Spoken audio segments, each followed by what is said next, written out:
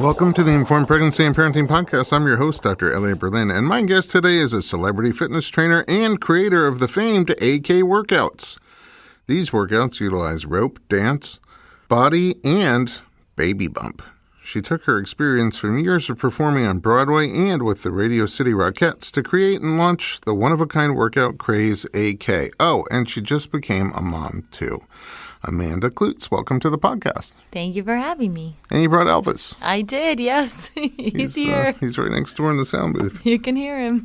So first of all, as always, your energy walked into the room about 8 minutes before you got here. You have big energy. Oh, you remind me of a nuclear-powered submarine. Like, I think you can go for 9 years without refueling.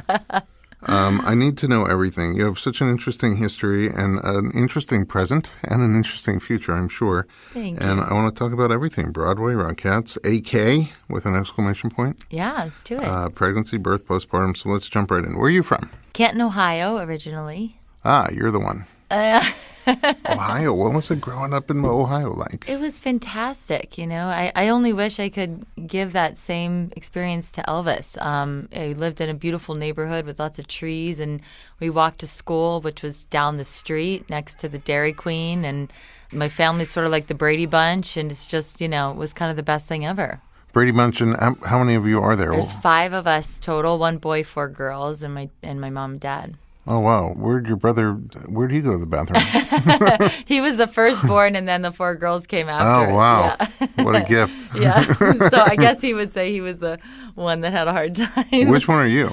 I was second to last, and then my mom had a baby at 40, unexpected. So my little sister is 7 years younger than me. Oh, no kidding. And, you know, at the time, that was 1988 that she got pregnant. Women, you know, getting pregnant at 40 was like, you know, it's very scary. You know, now it's the norm, but at that time, it wasn't. Back in the day. Back in the day. Canton, Ohio. So when did you leave Ohio? I left when I was 18 to move to New York to pursue my dream of dancing on Broadway and being a Radio City Rockette. Did you study dance as a kid? Yes. I started studying dance at 10 years old. I went to a performing arts middle school and fell in love with dance. So I kind of started late. You know, most little girls start ballet at age 2 or 3, and I was 10. And fell in love with it immediately. Wait a second. So when you get into a 10 and they have like 7 years experience on you, is that not intimidating? No, you know, I think because I was at a middle school where everyone kind of was starting at that age. So it didn't seem like I was behind. So it was okay. When were you exposed to the Rockettes? My dad took our whole family to see the Easter show, which doesn't exist anymore, when I was 12, I think. And that's kind of when I fell in love with the Rockettes. So you'd been dancing for a couple of years? Yes. By then? Yes. And you're also tall? Yes. How tall are you? I'm 5'11". That's tall. That's tall. Were you always tall? I hit a huge growth spurt my summer of my 8th grade year, and then also again when I was 21. I grew 2 inches. Oh, really? I know. Isn't that weird? Oh. It doesn't happen very often. No. Yeah. You grew 2 inches at 21. Mm-hmm. That's pretty interesting. So at 18, you just said, I'm going to New York. I got to be with these Rockettes. At 18, I said to my dad, I really want to go to this musical theater conservatory in New York City instead of real college. And he said, why don't you apply for real college too? And Real college and do a 4-year undergrad program at a school in Ohio that had a really good theater program. It was in Dayton. And so like a little compromise. Yes. Well, you said no. And I said, I will audition there and I'll see if I can get in. And then I want to audition at these other schools. And I got into this conservatory in New York called Amanda. And I really had to fight for it, actually. I mean, I was, again, the 4th kid going off to college. My brother and my sisters all went to, undergrad, Miami University and Ohio University, and did, very normal things. And here I was, 18, saying I want to move to New York and dance on Broadway. So they finally gave in, and my dad said, I will 100% support you for these 2 years, but know that these 2 years equals the same amount of money that I spent on your brother and your sisters for a 4-year degree. So after these 2 years, Amanda, you're on your own. And so I was like, deal. And luckily it worked out. How did it work out? First of all, how was AMDA? AMDA was fantastic. Is what you thought it was going to be? Yeah, actually, it was exactly what I needed, too. It's a 2-year conservatory. You focus on dance, singing, acting every single day. And it really helped to round me out because, again, I was a dancer. And so then I really needed the acting training and the singing training. And they really kind of helped me encompass all 3 areas of becoming a triple threat. And I booked my first Broadway national tour 2 days before I graduated. For what kind of thing? For the national tour of 42nd Street, which had just revived on Broadway, and they were taking it out on the road. Acting, singing, and dancing. Yep. All 3. And how was that? So you traveled around? I traveled around the country for 1.5 years, and then during that tour, booked the Rockettes. So then I did the Rockettes my first year that Christmas. Wow. You auditioned for the Rockettes? Yes. Okay. Yes. A very intense audition. At my audition, I think there were around 1,000 girls, and they needed 12. Wow. Yeah. So it's very, very, very competitive. It's like a lottery. Yes. Yeah. And what was that moment like when you found out you got it? It was actually funny because I got the call at LAX airport, and when we got off the plane for this trip here to New York, I was holding Elvis, and I was walking down the same ramp that I got the call from Radio City, and I said to my husband, I was like, we're going to stop right here. I was like, this is where I found out I was a Radio City Rockette. And he's like, really? And I was like, yep, I got the phone call right here as I was coming off the plane from the auditions. Oh, wow. That's so cool. Yeah. And was it everything you thought it was going to be? It was, actually. I met some of my best friends. It was harder, possibly the hardest job I've ever had. It looks so performing. And it's so fun. I mean, to say you get to go to work at Radio City Music Hall every day is pretty cool. That's very cool. Yeah, very cool. I don't think I could be a Rockette, but for many reasons. But you're tall enough. I know, but I don't think I could smile that long. It's the smile. Yeah, and it's the perfection. I mean, you literally have to be a drill sergeant. You don't stick out at the Rockettes. You know, Broadway, you're able to have your own character and your own things that you get to create. And Rockettes is very much like you are one of 36 in a line. You have to be identical. During all this time, what do you do to keep yourself healthy? Because travel is rigorous. Oh, gosh. You mean when you're doing Rockettes or in general? Both. Traveling with Broadway and then... Oh, okay. So with the Rockettes, it's mostly just about sleep because you're doing up to 5 or sometimes 6 shows a day. Oh, my. At the time that I was a Rockette. Now they only have 4 show days. But I was doing 5 and 6 shows. So basically it's just sleeping and then keeping your body as healthy as possible. Make sure you're eating enough, getting massages on your day off, icing your whole body in between shows and after the show just to recover. And it's like, you know, just keeping that. And then when you're on tour with a Broadway show, it's basically the same thing, just kind of like stay in shape and staying healthy.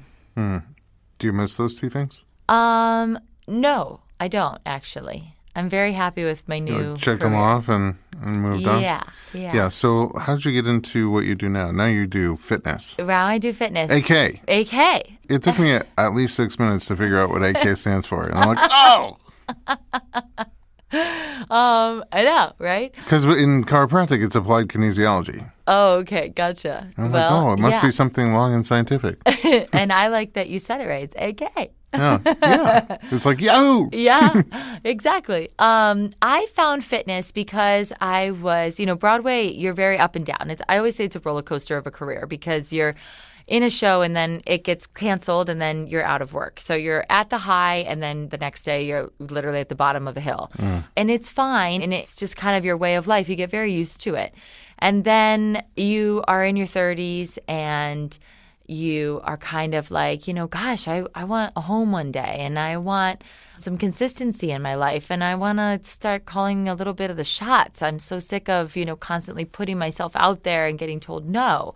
And, when you're in your 20s and you're sharing an apartment and there's 4 people in a studio, you're okay because you're like, it doesn't matter. Like, I'm on unemployment. It's fine. And then when you're in your 30s, you're like, unemployment's not okay. And, geez, this is really hard. And I'd like to have some consistency and call my own shots. So I found fitness as a kind of through line that I had income while shows were going in and out of my life. And then I just fell in love with teaching and I fell in love with working with people and helping them achieve their goals. And I just loved fitness. But so as a dancer, you're always kind of doing fitness anyway as part of what you do. Yeah. But were you doing other things for fitness as well besides your dance? Yes, I was, because I love the gym and I love fitness classes. So I was that person that would go take ballet class and then also go take a fitness class and then go do my show at night. Yeah. Yeah. That's almost like me. I mean, no, because it would be. I would have lunch, then have a little snack, then have something to eat, and then have another lunch. Right. There you go. But you did it on the fitness side. So it was in your 30s that you kind of moved away? Yeah, well, I was going through a bit of a time. I was married to someone else, and we were going through a divorce unexpectedly. And my Broadway show I was in was also closing, and it was slated to be the next big Broadway show. And it closed really suddenly. So I was 32. My Broadway show was closing. I was going through a divorce, and I didn't have any work. And I was teaching fitness at a studio. But in order to make enough money, I couldn't teach more at that studio to survive. So I was kind of at a cross point in my life where I was needing my own thing to make myself feel better about losing my husband and losing my marriage. And then I needed to kind of feel more confident about my career because my Broadway show had been slated to close. And so I was kind of distressed about work. And so I was like, you know what? I'm just going to take a big chance and start my own business. Wow. And how many years ago was that? That was 4 years ago. Oh, wow. And you've come a really long way. Yeah, I have. I'm pretty proud to say that. I want to learn a lot more about your method and then also about your pregnancy and birth and what motherhood has been like for you. Yeah. But we got to take a quick break. All right. We're going to be right back with AK, Amanda Kloots. Don't go anywhere.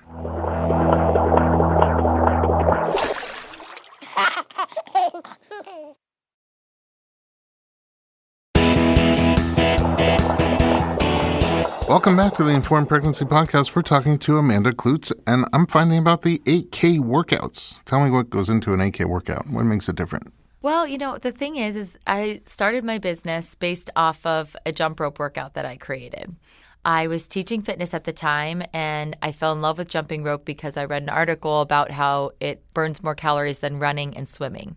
And I hate running and I hate swimming, but I really liked jumping rope. Now we have something in common. I really like jumping rope. So I was like, great, I'm going to do some jump rope and I'm going to incorporate it in my private sessions with my clients. And I was training a client, and she started jumping rope as the warm-up, and I just looked at her, and I was like, you know what? We're not going to put this thing down today. I'm going to see, what I can create, how I can use this rope to do arms and legs and abs and cardio and see if I can make a whole hour out of it. And I did, and it was over, and she was like, Amanda, that was really hard. And I was like, I know. I was like, I think this could be a class. And so that's kind of how I launched my business, because I wanted to hit something that hadn't been touched yet. Everybody knows what a jump rope is. Everybody probably had one when they were a young kid. And boxers use it, so it's really badass. But you don't have a workout that you can use the jump rope to do everything with. And so I kind of found a hole in this whole workout craze that hadn't been filled. And so that's kind of how I wanted to launch everything, because I knew that in a world where fitness is so saturated right now and boutique fitness is so saturated, I was like, what's my in? So I launched my jump rope class, AK Rope. And it was a slow start. There was, one person in class, or maybe not even anyone. And I would come home and I would say to my now husband, I was like, I don't get it. This is good. Why isn't it catching on? And then slowly, as press started picking it up and people started coming, it took about 8 months, and then my classes were completely sold out. So that was kind of the way I started my company. And then my whole dance background, I started my AK dance workout, which is just a bunch of, I say it's Jane Fonda meets Britney Spears backup dancer. So perfect for you. Yeah. Yeah. It's like you're describing me. Yeah. Exactly how I would describe you. And so that was just a blast, because I want to try to make women and men feel like they can be in a dance class where they can learn some fun moves and feel sassy, but also get an amazing cardio workout. And then from there, I also started my body workout, which is sort of like I decided to do what a private session would be, but in class form. So that was how my business started and launched, with those classes. Yeah, I mean, your thing is fun. You are fun. And I try. What I really hate about working out is it's not fun. It's so the opposite of fun for me. Right. And I look at your videos, on Instagram, you post these amazing videos. Oh, and thank you. There's a few things I know. Number one is you look fake. Do people tell you that? Like, you look like a machine built to do that. People say I look like I'm going to be really nice and it's going to be like a really easy workout. And then they're always surprised at how hard it is. Right, because you make it look so easy. Like the moves that you do are so flawless. And, thank you. And there's just like, who moves like that? Well, here's the thing. I think everyone can. And this is what I try to really focus in my classes and I teach. You know, today I was teaching my dance class and everyone was doing the legs, but they weren't doing the arms. And I stopped the class and I was like, you guys, imagine going to a ballet and the ballet dancers weren't using their arms. They did everything with their legs, but like they just weren't using their arms. I was like, you would look at that and you would think it would be odd, right? I was like, I'm incorporating your arms so you can tone and work your upper body too. Like you have to use everything. Like make yourself as big as you can. Like use your space. And then they did it and everyone felt so much better. And I was like, guys, come on. I mean, not only did you look better, but it feels better. And one of the girls came up after me and she was like, I was being shy, but like it feels so much better to like really be full out in your dancing. And I'm like, yeah. So it's just about being full out. Yeah. But I mean, you look like you're enjoying it. I do. 100%. That comes through. Yeah, well, thanks. And then you just look like you're so aware of like all the different parts. Like I understand your class when they started because I can focus on something, but it's like hard to focus on everything at the same time. And for you, it just seems so natural, all these different movements. Well, thank you. So it's inspiring. I kind of look at it, I'm like, maybe I could try something.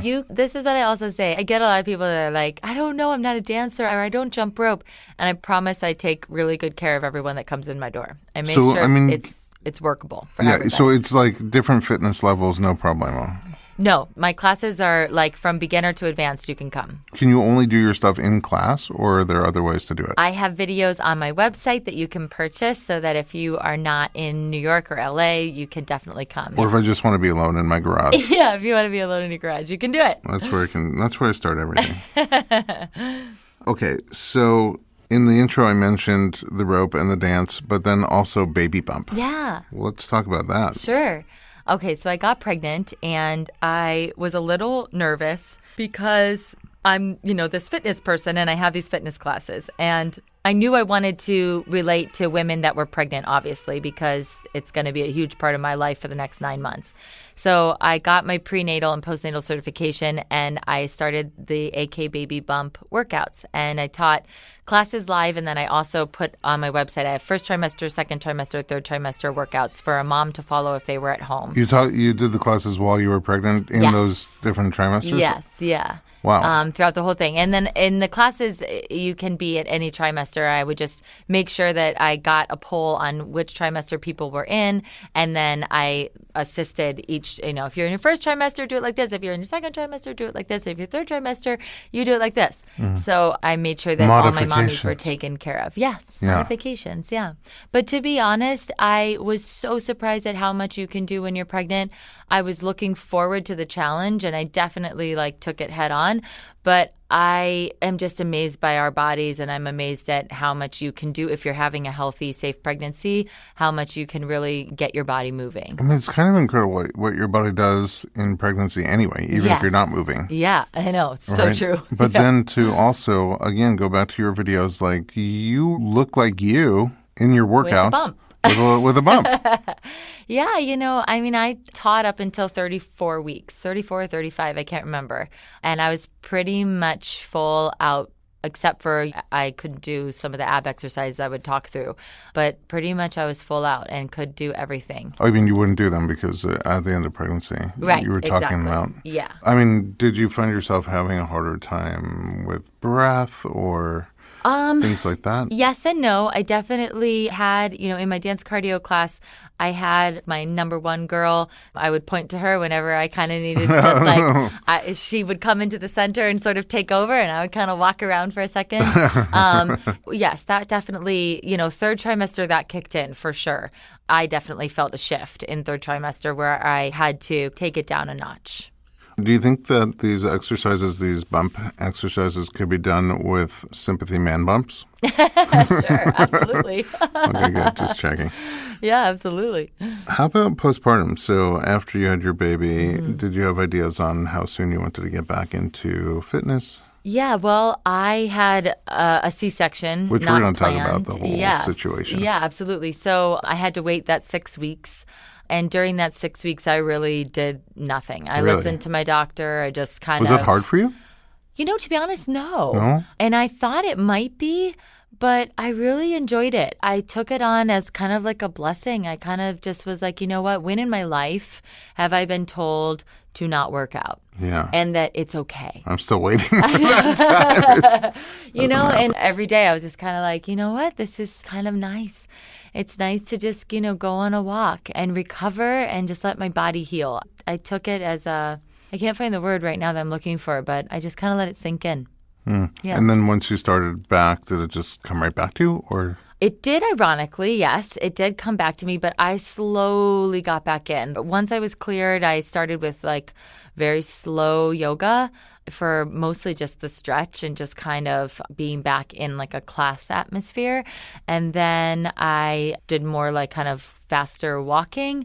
And then I started jumping again with my jump rope, tried to just, get back into my 10 minutes a day kind of thing that I was doing. And it how was long great, would you actually. say you had to feel back like your 8 pre-pregnancy? weeks. About 8 weeks. Yeah. 8 weeks of working out? No, I would say the 6 week 2 weeks relax. of working out. So 2 weeks, yeah. 2 weeks I was back, yeah. Not with ab stuff. With my cardio and stamina and my stamina was not where it was before pre-pregnancy, that's for sure. And my body wasn't either. But I was back teaching, feeling great. Yeah, and it's also different because you're taking care of a newborn. Yes. Yeah. So, there's only so much you can do because you're Yeah. Oh, yeah, for sure. you're using your body in lots of other ways now. Yeah. Uh-huh. I want to find out about your pregnancy and birth, but we're going to take another quick break. Okay, Don't sounds go good. anywhere. We'll be right back with All Amanda right. Kloots.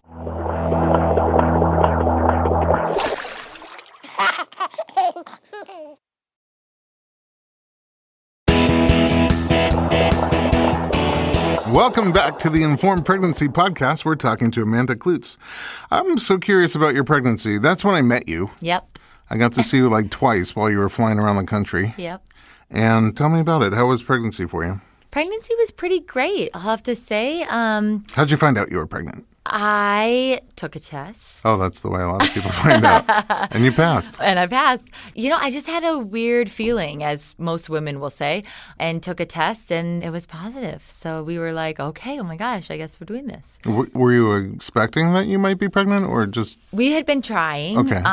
And I don't know, I had a weird feeling that, I'm going to take this test and it's going to be positive. How did you tell? Oh, we were in the bathroom together. So that way. Yeah. And it came back positive, but it was a test that I had gotten in Italy over the summer. And so I was like, you need to go get another, you need to, this could be I don't know, Italians, maybe they don't know what they're doing. You don't trust international pregnancy tests? Yeah. And he was like, I'm going to go take the dogs for a walk. I was like, no, you're not. You're going to go to Duane Reade, you're going to get another test, and you're going to come back here. And you passed the American test as well. And how are the different trimesters for you? They were really great. So first trimester, I really didn't get too nauseous until the afternoon, and I would get pretty tired, and then I'd have to go teach at night. So that was kind of hard, but I would teach in the morning, and I was okay. And then 3 o'clock, I would get tired and nauseous, and then I would teach at night. And I have to say, the teaching at night, it was so hard to get myself there, but it made me feel so much better. Once you would get moving? Yes. And so I always tell women, gosh, if you're nauseous and you're so can't get off the couch, I hear you. But what I can say helped me was getting off the couch and moving my body. Not only did I feel better at the end of those workouts, but I would leave there going, gosh, I'm really hungry now and I want something healthy instead of resorting to cheese and bread, which is what I wanted before I left the house. Maybe I'm pregnant. And then did you tell people right away that you were pregnant in your classes or? No, I waited until I was 14 weeks pregnant when we announced. Yeah. Second try. How was that? Second trimester was great. I felt like Wonder Woman. I loved it. I felt like my bump grew at a nice pace. I had a lot of energy. I really enjoyed my second trimester. How was having a bump for you? It was weird. It was weird and not weird, I guess. I liked it. I also you're finding your way, I think, with the first ones. And you don't start showing too much with your first one either. So, I kind of enjoyed. Extra true if you're tall. Yes, yeah, I think that helps, yes, and for sure. And extra true if you have abs of steel. Yes, and I was working out a lot, so that helped. But yeah, second trimester was pretty easy. And other than sleeping was hard, I remember not being able to get comfortable. And I lay on my back when I sleep a lot. So, or on my right side, which they're lay on your left side. So I remember second trimester, I think the hardest thing was finding my sleep and those pillows and wedge pillows and so many body pillows. Yeah, That's so many pillows. Pregnancy is all about the pillows. Yeah. Yes. And then third trimester. Third trimester. Serious bump by this point. Yeah. Third trimester, I remember around 33 weeks, it hitting me okay, this is getting tough. I'm tired. My teaching schedule, I went down to once a day, whether it was one private a day or one class. That was really all I could manage. And then I would come home and just kind of chill for the rest of the day. So when you're teaching 3 times a day, you're doing the workout 3 times a day? Yes. Wow. Yes. Maybe that's what I need to do. Maybe I need to become a fitness instructor. Because then at least I'll do anything if I'm getting paid for it. That's right. Competing workout for middle-aged dads. You could. Yeah. And then, so you slow down a little bit. And then when did you think about, or did you think about birth? What you wanted? There's so many choices. I assume in New York it's similar to here. You can have home birth, hospital birth, birthing center birth in a U-Haul truck on the side of the road, whatever you want. Midwives, doctors, medicated, unmedicated, surgical, vaginal, it goes on. Yeah. The whole time I thought about it, actually, and I would go in and out of what I would want. When I first got pregnant, I was on my insurance through my business. So I had to find all new doctors based on that insurance, which was pretty bad. It was the insurance that I could afford through my business, really high copays. Luckily, about halfway through, I could get on my husband's insurance with SAG, and then that kind of really helped change the game. Screen Actors Guild. Yeah, but at the same time, now I was already with this whole doctors group. I was more than halfway into my pregnancy. So at the time, I was thinking, oh gosh, maybe I want to switch to a midwife. I had this whole midwife crisis around 38 weeks. You said midwife crisis. Midwife crisis. Because my doctor got pregnant and went on maternity leave and said she was coming back and then didn't come back because she was like, never mind, I don't want to come back. I want to stay at home with my baby. And so I was in a practice of doctors where at 38 weeks, I was going to choose my doctor. And that was really hard. And so that's where I had a midwife crisis where I was like, maybe I want to actually just then switch to a midwife and do a midwife route. The hospital I was with is one of the only New York hospitals that allows midwives to deliver. So you can have a midwife at the hospital. Yes. So I was really going through this whole battle within my head. And my sister, who was also pregnant, who had already given birth, was like, you know what, Amanda, you're almost at 40 weeks. You're almost done. I'm sorry, I was 28 weeks when this midwife crisis was happening. Okay. And she was like, you're almost there. She's like, you have 10 more weeks to go. You're almost at 40 weeks. She was like, just stay with your doctors. Even though you haven't picked your doctor, you've seen them all at least once. Pick one, start seeing them for the last 10 weeks, and you'll be great. And so that's the route I did. And I did love my practice and all the doctors there. And I don't regret doing that choice. But that's what I did. Did you have a vision for birth? So now in a hospital with a doctor. Yeah. My vision for birth, honestly, was just going with the flow and listening to my body and listening to my baby. Yeah, I know. Creepy. And trusting my doctor. Yeah. I know. I was not in the norm, but I also had been training pregnant women for so long. And you heard the stories. Yeah, I had heard the stories, and I knew that you couldn't really plan. You can plan, but you also can't really plan because you don't have any idea what's actually going to happen that day. So I just kind of decided to take the route of planning on listening to my doctor, being at a hospital, and trying to just stay in the moment. How'd it go? It went great, actually. How did it start? It was super long. Long. It started at night, on a Friday night. At around 9, I started feeling contractions. And where were you in relation to your estimated due date? My due date was June 10th, and this was June 9th. Oh, so one day before. Yeah. Okay. No, I'm so sorry. He was born on the 10th. This was June 8th. My due date was June 9th. So Sorry. Friday night at 39 weeks and 5 days. Yeah. You started having contractions? Yes, I started having contractions. And I was at home, luckily. So we just started doing everything that we learned in childbirth class. My husband was massaging my back. I had a birthing ball. And I was trying to just kind of take deep breaths. I took a hot shower. And we called my doctor that night. And she was like, great, you're doing everything right. Let's check in the morning and see how you're doing in the morning. And that whole night, I kept having contractions, and I was sleeping in and out. But by 7 a.m. that next morning, they were about 5 minutes apart, the contractions, and pretty strong. And I was anxious to have my baby. So I was like, let's go to the hospital and see what they say. So we did. We went to the hospital. I went to triage and they checked me out and they were like, you're definitely having contractions. And you're actually like, wow, super strong because your contractions are actually kind of strong. But come back when your contractions are like 2 or 3 minutes apart instead of 5 and 6 minutes apart. And I was like, okay. I was like, man. Bummed, but not excited to go home. Not excited to go home just because I was so excited to do it. But we went home, and I had contractions that whole day.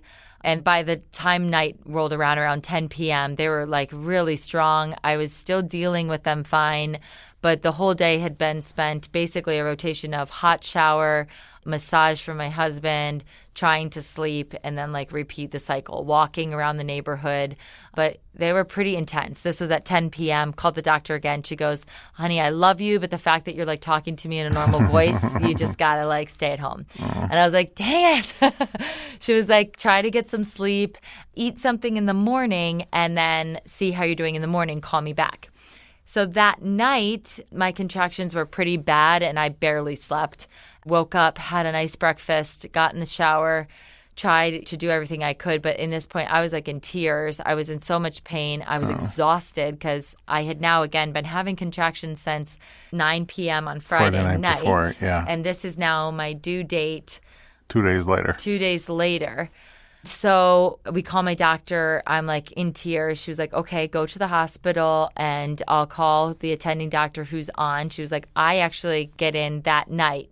She was like, but the attending doctor is on. And I loved the attending doctor that was on, actually. In fact, that was the two doctors that were my favorite from the practice. And so we got into triage. They took me right in and started admitting me. And then?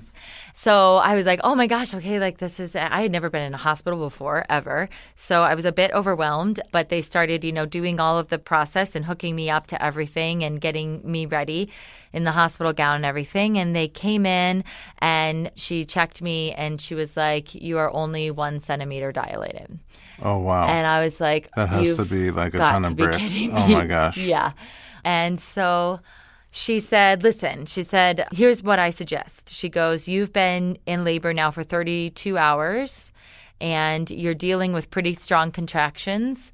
I suggest that you get the epidural and you'll be able to rest. And she said, I also at the same time want to put a balloon in you to open up your cervix. She said, by the time this is all done in 3 hours, she said, you should be about 4 centimeters dilated and it'll really help to get the process moving along. She goes, you've been in pain for 32 hours. You need to rest in order to be able to push this baby out. I was totally okay with getting the epidural. I was hoping that the epidural would happen later, like at 5 or 6 centimeters. But at the same time, I saw her point because I'm still having contractions that are pretty strong every 5 minutes and I'm exhausted. So I was like, honestly, doctor, I was like, I trust you. Let's do it. So she gave me the epidural, put the balloon in. I passed out. I wake up 3 hours later. She pulls the balloon out. I'm 4 centimeters dilated. My water breaks right away. So my water breaks and I go to 6 centimeters really quickly. So things are like moving and grooving. And the doctor's happy. It's exciting. I'm doing well. I'm like feeling great. She's like, honey, by midnight tonight, we should have a baby. And I'm like, oh my God, this is great. She's like, if you feel okay with this, she was like, I'd love to start doing some Pitocin to get your contractions stronger. And this is just going to help the process move a little bit faster. And I said, totally fine. And so she puts the Pitocin and I go back to sleep. She goes, I'm going to check in you in 3 hours. Great. So 3 hours later, she comes back and she checks my cervix, and I'm still 6 centimeters dilated. Change. So I haven't changed. She was like, okay. She was like, I'm going to up the Pitocin, and I'm going to come back in 3 more hours and check you. So she does that. And during this 3 hours, though, the nurse is coming in, and I'm kind of in and out of sleep. I'm constantly changing positions. What I did like at this time, and actually the whole time, is I could 100% feel my legs. Anytime they needed to lift my hips, I had the strength to put my feet down, lift my hips, to change the catheters or change anything that I needed to do. I was switching from side to side. At one point, like, I had my leg up. They had these really cool, like, stirrups. But the stirrups could, like, maneuver, and there was, like, this, like, pillow. So at one point I had on my side, but my legs were elevated. So I was constantly moving and switching positions, which made me feel good because it was something that I was hoping I was able to do. But I had, for some reason, thought that the epidural would not allow me to move around like that. In bed you could. A lot of people can. So I didn't know that. So I was really happy about all of that. So I have the Pitocin. We're waiting for another 3 hours. She comes back in. So now this has been 6 hours of Pitocin. I am still 6 centimeters. Oh, wow. I have not budged. Any thoughts on why at that point? So I did not have any thoughts. But she came in, the doctor came in, and she was like, for some reason, every time I try to push the Pitocin up, the heart rate of the baby goes down. Yeah. Yes, goes down. She goes, Amanda, you are on a 6 right now of Pitocin. I can take you up to a level 30 Pitocin. Anytime I try to go up to an 8 or a 10, that's when the heart rate goes down. And she's like, and I don't like that. She was like, now what's happening is I need to push the Pitocin to make your contractions stronger to help things move along because for some reason your cervix isn't opening. And she was like, I don't want to play with the Pitocin anymore. So she was like, I'm going to check on something. I'm going to go out and I'll come back in a second. So I look at my husband and I was like, I have a feeling she's going to come back in and say that she suggests that we do a C-section.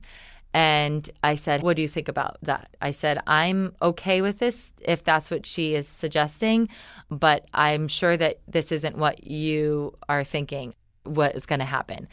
And I said this to him because, again, I had heard so many birth stories and I had been around so many women that had C-sections unplanned. And so I had heard these stories. So I was kind of like in my head thinking that this is what she might say. But I knew my husband hadn't been privy to all these birth conversations. Mm-hmm. And he was pretty shocked. And he was like, are you sure this is, and I was like, I have a feeling this is what's going to happen. And I said, I need you to be on board because I'm on board. I'm okay. It's been 52 hours at this point. I'm exhausted. If you told me you had to cut off my right arm, I would be like, let's do this. So she came back in and she said exactly what I thought she was going to say. And she was like, I don't know why this is happening with the baby's heart rate. But she was like, not only is his heart rate going down, I'm also worried about you. It's been a long time. It's 52 hours. You're exhausted. You haven't eaten anything. And I think it's just time that we get your little boy out safe and sound. She's like, what I like about this is it's not an emergency. I'm not going to like wheel you over there right now and get you hooked up. She was like, I actually want you to rest for 2 more hours and we're going to set everything up and we're going to slowly take you off Pitocin and get the room ready and get you ready. She was like, we have a C-section happening right now. So just kind of like chill out. So I was like, okay, let's do this. And I was okay. Like I definitely was wanting to push my baby out vaginally, but at the same time, I knew that for some reason that was not going to be the way it was going to happen. And I was also exhausted and I was like, let's do this. Let's get him out safe and sound. So we waited a couple hours. They wheeled me in. We did the C-section. And when she pulled him out, the cord was wrapped around his leg. Oh, his leg. Yeah. And so as she was pulling him out, because I could see, she was like, Amanda, she was like, this is why his heart rate. And she unwrapped the cord and he had a little bit of mucus in his lungs that she said would have been pushed out with a vaginal birth. Like that is common, I guess, with C-sections where you have some fluid in the lungs. So he went right to NICU and I went to recovery. How was recovery? Recovery was pretty intense. Again, I had never been in the hospital, never had a surgery, never had anything done to my body. So we got into recovery. I was pretty much comatose. I was so tired and in like a little recovery room and then finally got wheeled into my room that I was in. and I was bleeding pretty heavily, and the nurses came in and they were like, why don't you rest? And I was like, I'm going to go see my son. So I managed to pull myself up and get myself in a wheelchair, and my husband wheeled us into NICU so I could see Elvis. Aw, This does not surprise me at all. I had blood coming down my leg, and I was like, I don't care. You're amazing. Well, thanks. Well, I learned a lot from you. Thank you. I'm inspired by you. That's why I watch your videos all the time on Instagram. They do. I watch your videos, and they're energizing and inspiring, and thank you so make you much. want to go move and see if it's fun. Thank you. So I appreciate you. Where can we find you online? You can find me on amandakloots.com. AK. Thanks for joining us. Thank you. At home, thanks for listening to us. If you would like more parenting and pregnancy media, visit informedpregnancy.com.